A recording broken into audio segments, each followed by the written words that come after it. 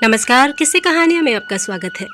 प्रस्तुत है मुंशी प्रेमचंद द्वारा लिखे उपन्यास प्रेमा का भाग 6, जिसका शीर्षक है मुए पर 100 दुर्रे। पूर्णा ने गजरा पहन तो लिया, मगर रात भर उसकी आंखों में नींद नहीं आई। उसकी समझ में यह बात ना आती थी कि अमृत राय ने उसे गजरा क्यों दिया। उसे ऐसा मालूम होता था कि पंडित बसंत कुमार उसकी तरफ बहुत क्रोध से देख रहे हैं। उसने चाहा कि गजरा उतार कर फेंक दूं, मगर नहीं मालूम क्यों उसके हाथ कांपने लगे। सारी रात उसने आंखों में काटी। प्रभात हुआ। अभी सूर्य भगवान ने भी कृपा न की थी कि पंडाइन और चौबाइन और बाबू कमला प्रसाद की वृद्ध महाराजिन और पड़ोस की सेठानी जी कई दूसरी औरतों के साथ पूर्णा के मकान में आ उपस्थित हुई। उसने बड़े आदर से सबको बिठाया, सबके पैर छुए। उसके बाद यह पंचायत होने लगी। पंडाइन, जो बुढ़ापे की वजह से सूखकर छुहारे की तरह सी हो गई थी, कहने लगी, क्यों दुल्हन, पंडित जी को गंगा लाभ हुए कितने दिन बीते? पूर्णा डरते डरते बोली, 5 महीने से कुछ अधिक हुआ होगा। पंडाइन ने कहा, और अभी से तुम सबके घर आने जाने लगी? क्या नाम की कल तुम सरकार के घर चली गई थी, उनकी कुंवारी कन्या के पास दिन भर बैठी रही। भला सोचो, तुमने कोई अच्छा काम किया है? क्या नाम की तुम्हारा और उनका अब क्या साथ? जब वह तुम्हारी सखी थी तब थी, अब तो तुम विधवा हो गई। तुमको कम से कम साल भर तक घर से पाँव बाहर नहीं निकालने चाहिए। तुम्हारे लिए साल भर तक हंसना बोलना मना है। हम यह नहीं कहते कि तुम दर्शन को न जाओ या स्नान को न जाओ। स्नान पूजा तो तुम्हारा धर्म ही है। हाँ, किसी सुहागिन या किसी कुंवारी कन्या पर तुमको अपनी छाया नहीं डालनी चाहिए। पंडाइन चुप हुई तो महाराजिन ठुइया की तरह चहकने लगी। बोली, क्या बतलाऊं, बड़ी सरकार और दुल्हन दोनों लहू का घूंट पीकर रह गई। ईश्वर जाने, बड़ी सरकार तो बिलख बिलख कर रो रही थी कि एक तो बेचारी लड़की के यों हर जान के लाले पड़े हुए हैं, दूसरी अभी रान बेवा के साथ उठना बैठना है। नहीं मालूम नारायण क्या करने वाले हैं। छोटी सरकार मारे क्रोध के कांप रही थी, आंखों से ज्वाला निकल रही थी।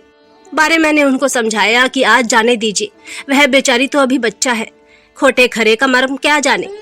सरकार का बेटा जिए, जब बहुत समझाया तब जाके मानी, नहीं तो कहती थी मैं अभी जाकर खड़े खड़े निकाल देती हूँ। सो बेटा, अब तुम सुहागिनों के साथ बैठने योग्य नहीं रही।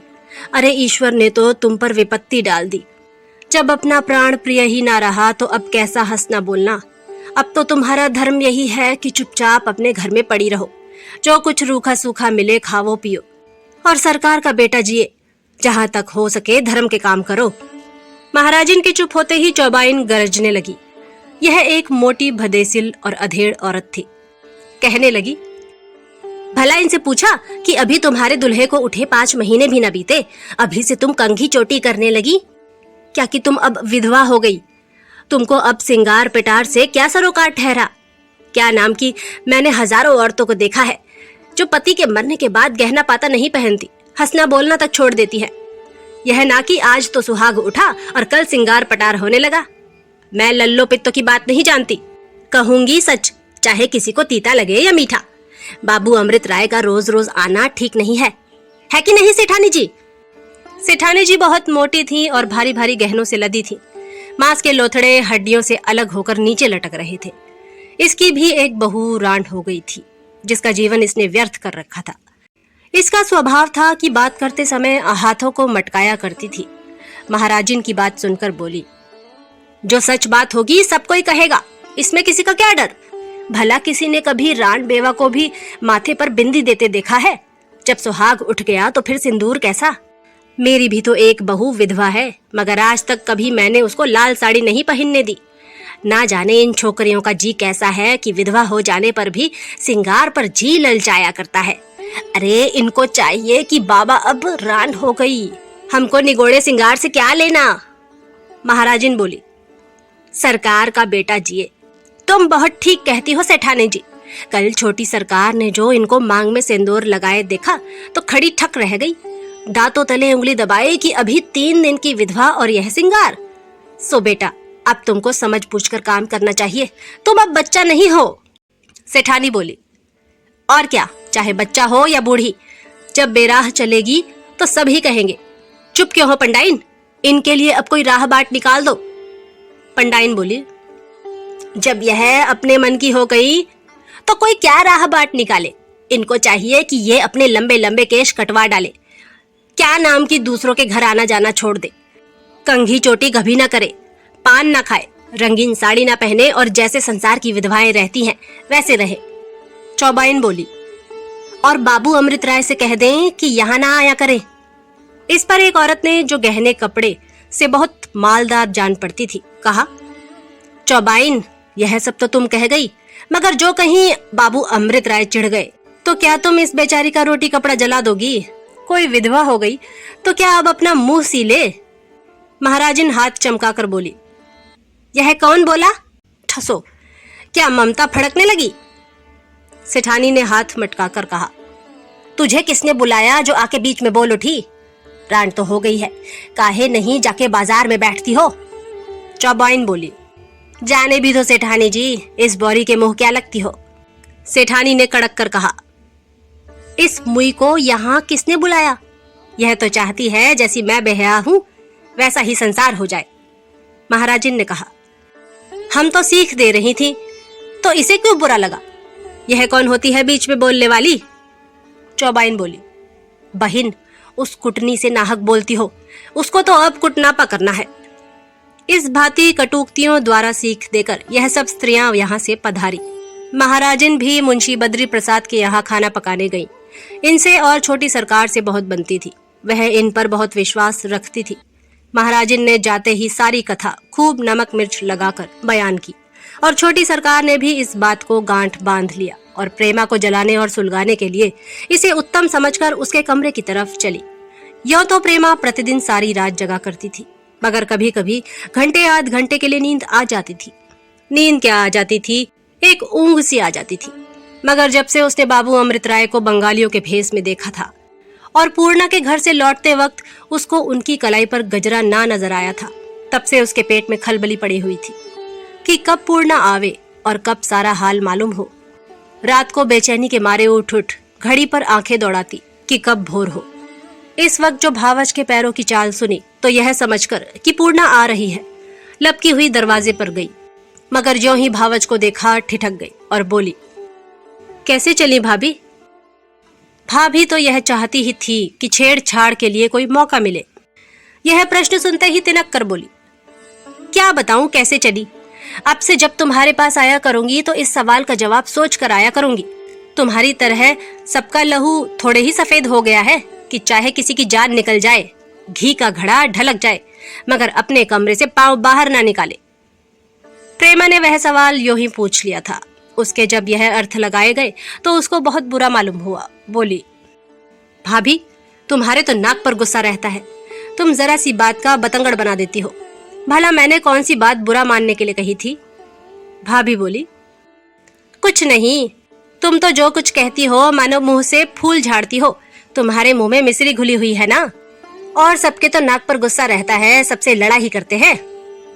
प्रेमा ने झल्ला कर कहा, भावज, इस समय मेरा तो चित्त बिगड़ा हुआ है, ईश्वर के लिए मुझसे मत उलझो। मैं तो यूं ही अपनी जान को रो रही हूँ, उस पर से तुम और भी नमक छिड़कने आ गई। भाभी ने मटक कर कहा, हाँ रानी, मेरा तो चित्त बिड़ा हुआ है, सर फिरा हुआ है, जरा सीधी सादी हूँ ना, मुझको देखकर भागा करो। मैं कटही कुतिया हूँ, सबको काटती चलती हूँ। मैं भी यारों को चुपके चुपके चिट्ठी पत्री लिखा करती, तस्वीरें बदला करती तो मैं भी सीता कहलाती और मुझ पर भी घर भर जान देने लगता। मगर मान न मान, मैं तेरा मेहमान। तुम लाख जतन करो, लाख चिट्ठियां लिखो, मगर वह सोने की चिड़िया हाथ आने वाली नहीं। यह जली कटी सुनकर प्रेमा से जब्त ना हो सका। बेचारी सीधे स्वभाव की औरत थी। उसका वर्षों से विरह की अग्नि में जलते जलते कलेजा और भी पक गया था। वह रोने लगी। भावज ने जब उसको रोते देखा तो मारे हर्ष के आंखें जगमगा गई। हतेरे की, कैसा रुला दिया। बोली, बिलखने क्या लगी? क्या अम्मा को सुनाकर देश निकाला करा दोगी? कुछ झूठ थोड़े ही कहती हूँ। वही अमृत राय जिनके पास आप चुपके चुपके प्रेम पत्र भेजा करती थी, अब दिन दहाड़े उस रान पूर्णा के घर आता है और घंटों वहीं बैठा रहता है। सुनती हूँ फूल के गजरे ला लाकर पहनाता है। शायद 2-1 गहने भी दिए हैं। प्रेमा इससे ज्यादा ना सुन सकी, गिड़गिड़ाकर बोली, भाभी मैं तुम्हारे पैरों पड़ती हूँ, मुझ पर दया करो, मुझे जो चाहे कह लो, बड़ी हो जी चाहे मार लो, मगर किसी का नाम लेकर और उस पर छटे रखाकर मेरे दिल को मत जलाओ। आखिर किसी के सर पर झूठ मूठ अपराध क्यों लगाती हो? प्रेमा ने तो यह बात बड़ी दीनता से कही, मगर छोटी सरकार इल्जाम लगाने की बात पर बिगड़ गई। चमक कर बोली, हाँ हाँ रानी, मैं दूसरों पर इल्जाम रखकर तुमको जलाने आती हूँ ना, मैं तो झूठ का व्यवहार करती हूँ। मुझे तुम्हारे सामने झूठ बोलने से मिठाई मिलती होगी, आखिर सोने के सिंहासन पर कौन बिठाएगा? मगर मैं एक झूठी हूँ, सारा जमाना तो नहीं झूठा है। आज मोहल्ले भर में घर घर यही चर्चा हो रही है। तुम तो पढ़ी लिखी हो, भला तुम ही सोचो, एक 30 वर्ष के संडे मर्दवे का पूर्णा से क्या काम? माना कि वह उसका रोटी कपड़ा चलाते हैं, मगर यह तो दुनिया है, जब एक पर आ पड़ती है तो दूसरा उसके आड़ आता है। भले मनुष्यों का यह ढंग नहीं है कि दूसरों को बहकाया करे, और उस छोकरी को क्या कोई बहकाएगा? वह तो आप मर्दों पर डोरे डाला करती है। मैंने तो जिस दिन उसकी सूरत देखी थी उसी दिन ताड़ गई थी कि यह एक ही विष की गांठ है। अभी 3 दिन भी दूल्हे को मरे हुए नहीं बीते कि सबको झमकड़ा दिखाने लगी। दूल्हा क्या मरा, मानो एक बला दूर हुई। कल जब वह यहाँ आई थी तो मैं बाल बुंधा रही थी, नहीं तो डेवड़ी के भीतर तो पैर धरने ही ना देती। चुड़ैल कही कि यहाँ आकर तुम्हारी सहेली बनती है। इसी से अमृत राय को अपना यौवन दिखाकर अपना लिया। कल कैसा लचक लचक कर ठुमक ठुमक कर चलती थी, देख देख कर आंखें फूटती थीं। खबरदार, जो अब कभी तुमने उस चुड़ैल को अपने यहाँ बिठाया, मैं उसकी सूरत नहीं देखना चाहती। जबान वह बला है कि झूठ बात का भी विश्वास दिला देती है। छोटी सरकार ने जो कुछ कहा वह तो सब सच था, भला उसका असर क्यों ना होता। अगर उसने गजरा लिए जाते हुए ना देखा होता तो भावच की बातों को अवश्य बनावट समझती। फिर भी वह ऐसी ओछी नहीं थी कि उसी वक्त अमृत राय और पूर्णा को कोसने लगती और यह समझ लेती कि उन दोनों में कुछ साठ गांठ है। हाँ, वह अपनी चारपाई पर जाकर लेट गई और मुंह लपेटकर कुछ सोचने लगी। प्रेमा को तो पलंग पर लेटकर भावच की बातों को तौलने दीजिए और हम मर्दाने में चले। यह एक बहुत सजा हुआ लंबा चौड़ा दीवान खाना है। जमीन पर मिर्जापुर की खूबसूरत कालीनें बिछी हुई हैं। भांति भांति की गद्देदार कुर्सियां लगी हुई हैं। दीवारें उत्तम चित्रों से सुशोभित है। पंखा झला जा रहा है। मुंशी बद्री प्रसाद एक आराम कुर्सी पर बैठे ऐनक लगाए एक अखबार पढ़ रहे हैं। उनके दाएं बाएं की कुर्सियों पर कोई और महाशय रईस बैठे हुए हैं। वह सामने की तरफ मुंशी गुलजारी लाल है और उनके बगल में बाबू दान नाथ है। दाहिनी तरफ बाबू कमला प्रसाद मुंशी झम्मन लाल से कुछ कानाफूसी कर रहे हैं। बाईं ओर 2-3 और आदमी हैं जिनको हम नहीं पहचानते। कई मिनट तक मुंशी बद्री प्रसाद अखबार पढ़ते रहे। आखिर सर उठाया और सभा की तरफ देखकर बड़ी गंभीरता से बोले, बाबू अमृत राय के लेख अब बड़े ही निंदनीय होते जाते हैं। गुलजारी लाल ने कहा, क्या आज फिर कुछ जहर उगला? बद्री प्रसाद ने कहा, कुछ ना पूछिए, आज तो उन्होंने खुली खुली गालियां दी है। हमसे तो अब यह बर्दाश्त नहीं होता। गुलजारी लाल ने कहा, आखिर कोई कहां तक बर्दाश्त करे? मैंने तो इस अखबार को पढ़ना तक छोड़ दिया है। झम्मन लाल ने कहा, गोया आपने अपनी समझ में बड़ा भारी काम किया। अजी, आपका धर्म यह है कि उन लेखों को काटिए, उनका उत्तर दीजिए। मैं आजकल एक कवित्त रच रहा हूँ, उसमें मैंने इनको ऐसा बनाया है कि यह भी क्या याद करेंगे। कमला प्रसाद बोले, बाबू अमृत राय ऐसे अधजीवे आदमी नहीं है कि आपके कवित्त चौपाई से डर जाए। वह जिस काम में लिपटते हैं सारे जी से लिपटते हैं। झम्मन लाल बोले, हम भी सारे जी से उनके पीछे पड़ जाएंगे, फिर देखें वह कैसे शहर में मुंह दिखाते हैं। कहो तो चुटकी बजाते उनको सारे शहर में बदनाम कर दूं। कमला प्रसाद जोर देकर बोले, यह कौन सी बहादुरी है? अगर आप लोग उनसे विरोध मोल लिया चाहते हैं तो सोच समझ कर लीजिए। उनके लेखों को पढ़िए, उनको मन में विचारिए, उनका जवाब लिखिए।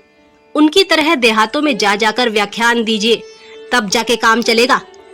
कई दिन हुए मैं अपने इलाके पर से आ रहा था कि एक गांव में मैंने 10-12 हजार आदमियों की भीड़ देखी। मैंने समझा पैठ है, मगर जब एक आदमी से पूछा तो मालूम हुआ कि बाबू अमृत राय का व्याख्यान था और यह काम अकेले वही नहीं करते। कॉलेज के कई होनहार लड़के उनके सहायक हो गए हैं और यह तो आप लोग सभी जानते हैं कि इधर कई महीने से उनकी वकालत अंधाधुंध बढ़ रही है। गुलजारी लाल ने कहा, आप तो सलाह इस तरह देते हैं गोया आप खुद कुछ ना करेंगे। कमला प्रसाद बोले, ना, मैं इस काम में आपके साथ शरीक नहीं हो सकता।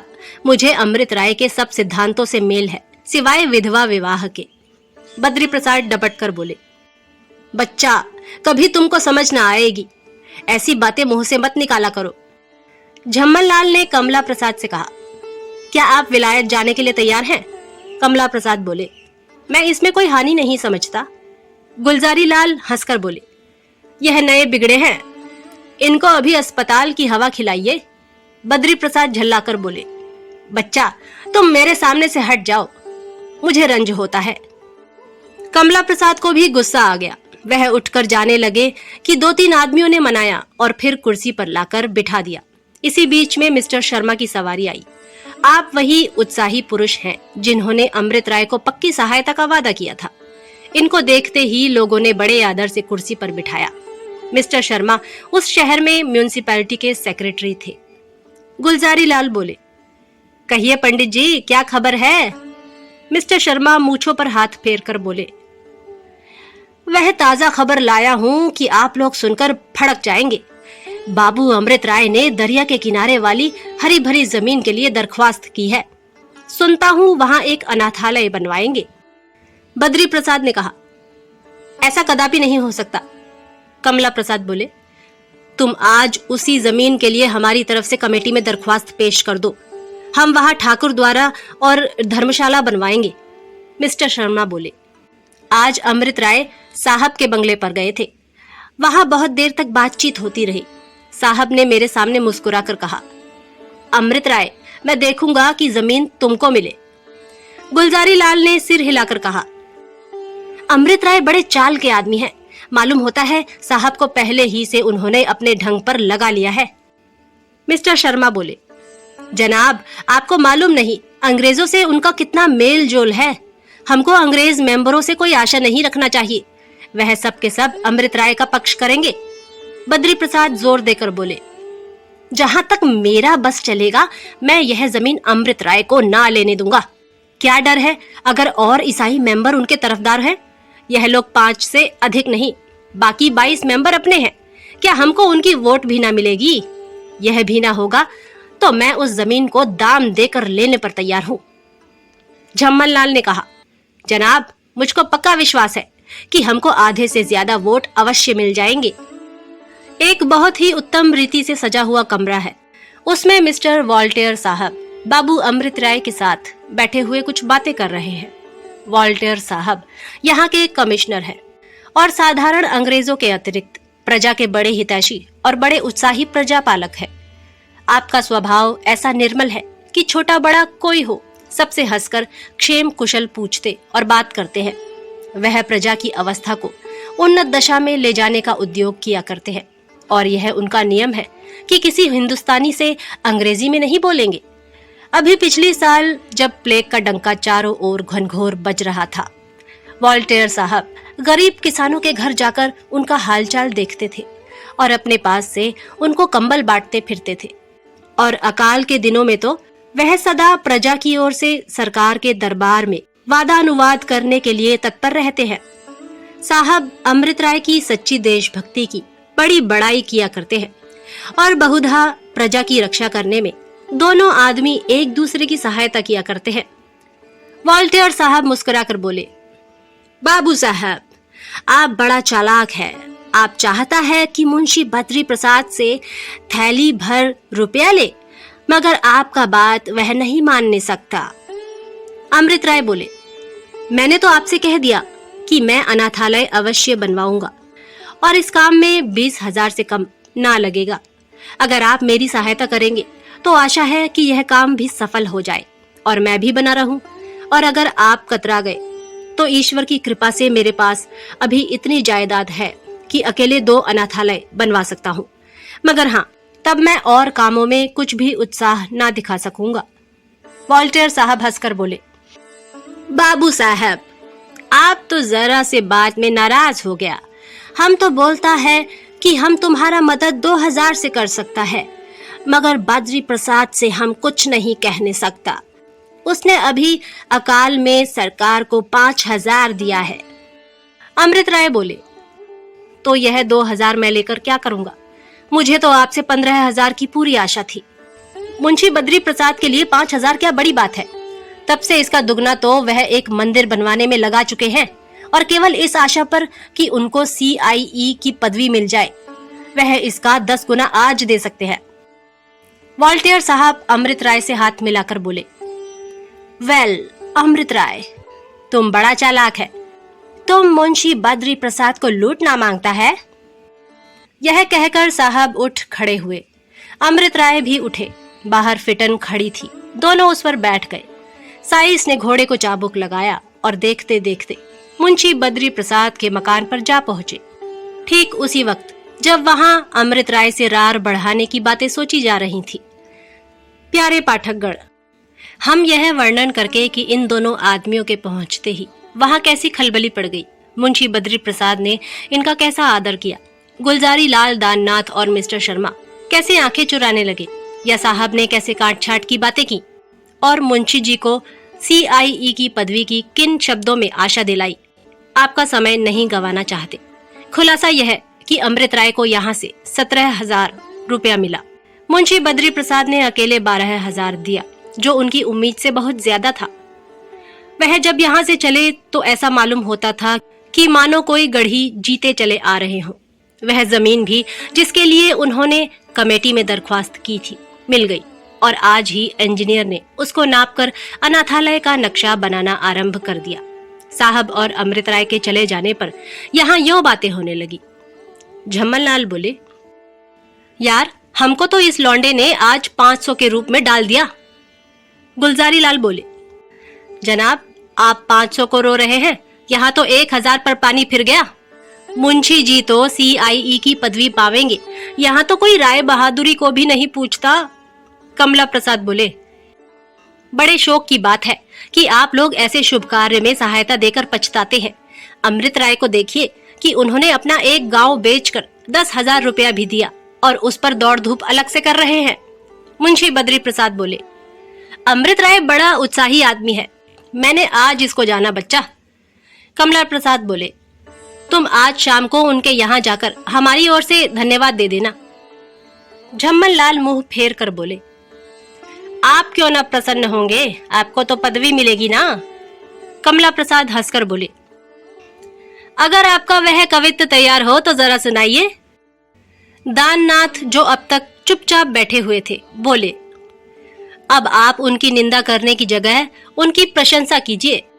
मिस्टर शर्मा बोले, अच्छा, जो हुआ सो हुआ, अब सभा विसर्जन कीजिए।